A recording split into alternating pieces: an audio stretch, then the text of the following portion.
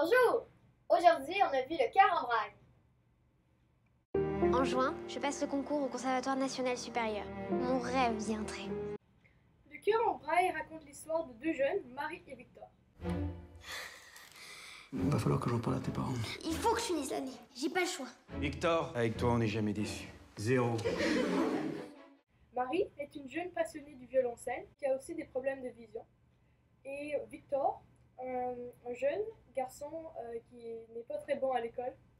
Et ils vont se rencontrer et ils vont devenir vite amis. Et tandis que Marie va aider Victor à avoir de meilleures notes à l'école, Victor va aider Marie à cacher son problème de vision. Et c'est une magnifique histoire d'amour entre les deux. Maman, comment t'as su qu'elle était amoureuse de toi? Je l'ai senti, c'est tout. Tu veux dire qu'il n'y a pas de signe? Le plus souvent, elles ont les cheveux qui restent d'un coup comme ça sur la tête. Alors, le film parle de une maladie, et de deux, la musique. Mais c'est intéressant ce qu'ils ont fait. Ils ont mis de la comédie, du drame, et en même temps, c'était un film très touchant. J'ai trouvé que tous les comédiens qui jouaient dans le film étaient extrêmement doués et ils représentaient super bien leur personnage dans le film. Selon moi, l'âge idéal pour ce film, ce serait pour les enfants âgés de 8 ans et plus. Parce que c'est vrai qu'il y a des détails qu'il faut quand même comprendre pour bien suivre le film.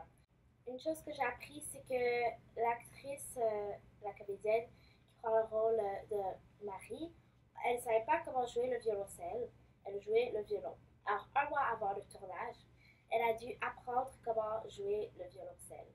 Et dans le film, elle était extrêmement bonne. Victor est un magnifique personnage parce que c'est lui qui se pousse à changer. Par exemple, Victor n'était pas très beau au début du film, c'était le cancre de la classe. Mais il se force à changer pour lui-même, tout d'abord, et aussi pour Marie, dont il est amoureux. Sans toi, c'est moi qui serai aveugle. C'est pas parce que vous êtes sûr qu'il faut priver les autres du talent de Marie. Qu'est-ce que vous auriez fait à ma place? J'ai donné 9 sur 10 pour ce film parce que j'ai trouvé que les acteurs jouaient super bien.